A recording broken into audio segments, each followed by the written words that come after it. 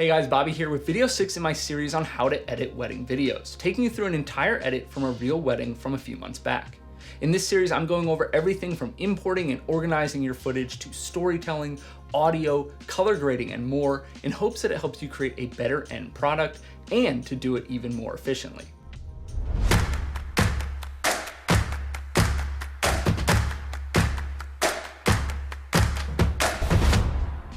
In this video, we're talking through the finishing touches that I do on the visual side of a film.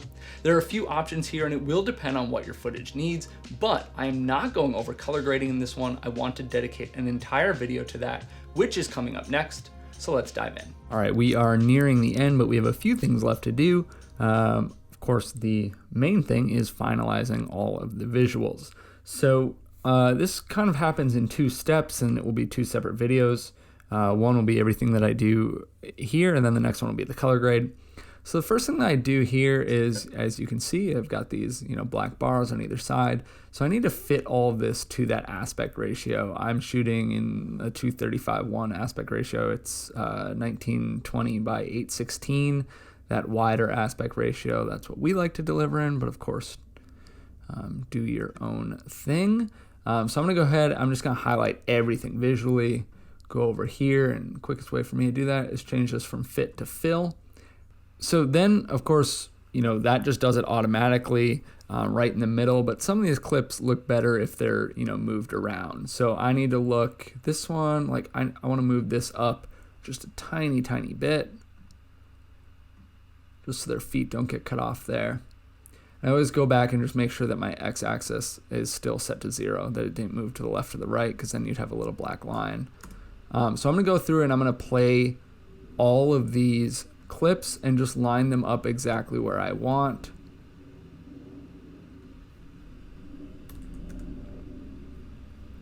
And I'll work my way through the entire film. And then we'll check back in a second. All right, so everything is visually where I want it to be as far as, the framing and whatnot. I've gone through all of that, so we're done there. The next thing that I'll do is, certain shots, we are very intentional about our movement, but there are certain shots that could benefit from smoothing out a little bit. I know there was one early on. Let's see if I can find it here. So this shot, you can see my steps just a little bit. So I'm going to see if I can get that to stabilize, and I am definitely not above using the built-in stabilization here. I think it can definitely work. Now I won't accept it if there's any like wobbles or jitters or jello looking effect, but I like to at least give it a try. That looks pretty good. Now you can go into this and you can of course do your settings yourself as well. I always like to check out automatic, inertia, and smooth cam and just see, what works best. But one thing that I like to do is I can turn the translation all the way up, and the scale is where I really find the wobbles to be, and that jello effect. I can probably turn the rotation down on this one as well. And let's see if that gives us, you can still see a little bit of the steps, but I think it's a tiny bit smoother. So I'll usually mess around with that on a few shots if I feel like they need it. So I'm going to go through and just find any more that I feel like could benefit from at least checking if that is better. I know at the end the ring shot has a little bit of movement, which I probably I was right in front of the lens with some leaves, I think. So right there, you can see like a little micro jitter. So let's see if we can get rid of that. That's not really the end of the world. I don't want it to crop in too much further, so we'll see what it does here.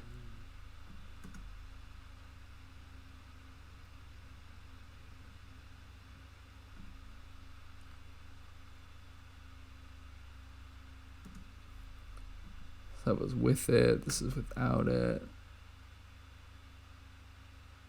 Yeah, so this actually worked pretty well. It got rid of that little bit of jitter right like there. So I'll go ahead and keep that. I like all the movement and pretty much everything else. Those were just the few shots that stuck out to me. Of course, you know, there are other tools you can use too if you need some more intense stabilization, but of course you want to get that right in camera ideally. That's going to be the best way to get smooth, intentional motion in your shots. The next thing I'm going to do is my title. I'm going to turn on my audio for this just so I can see. So I want my title to show up. I do names at the end, so I want that to show up right around there. So we'll put that in.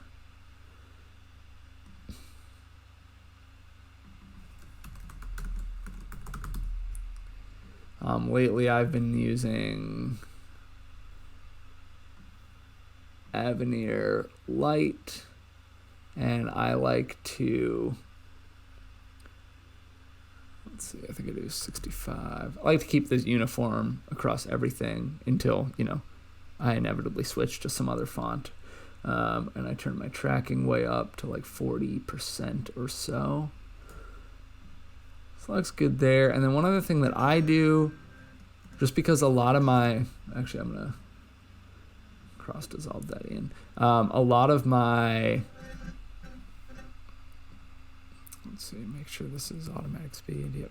All right. A lot of my shots, you know, the text or the font or text or whatever might not show up very well. So I also add a blur, and I'll add that. I add the Gaussian blur here,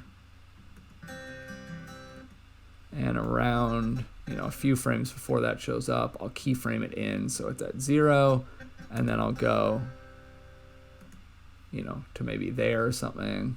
I'll play around with it, usually around 20.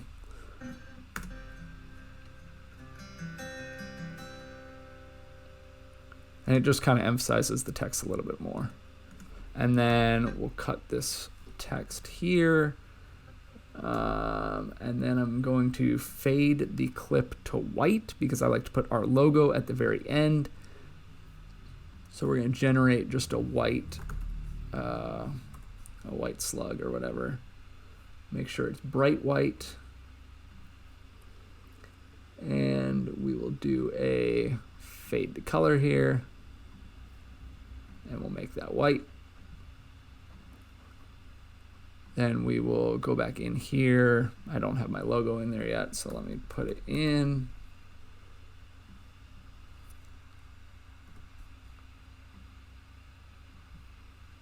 Cross dissolve that in. I usually make this one a little bit shorter and bring it over just like a frame or so.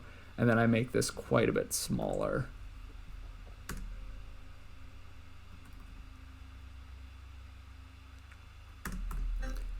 And around there, we'll cut this out, go a few more frames, cut this, and make sure we cut at the end so we don't have a bunch of black space at the end.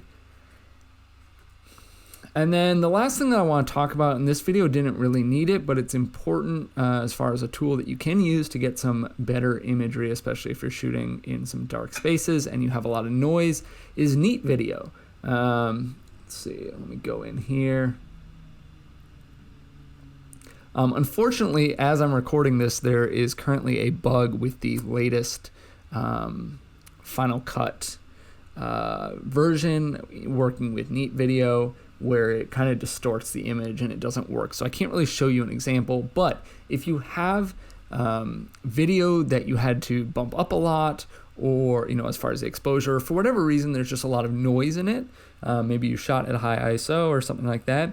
Neat Video is a great tool to, you know, just bring that noise level down and kind of smooth things out while still looking realistic. You know, it doesn't overdo it or anything like that. I'm sure you can overdo it, but it does a great job. So highly recommend that. That is typically part of my workflow. Now, this was more of an elopement style wedding, so, you know, everything was outdoors. There wasn't a whole lot that I would be wanting to use Neat Video on. I don't think there was actually anything.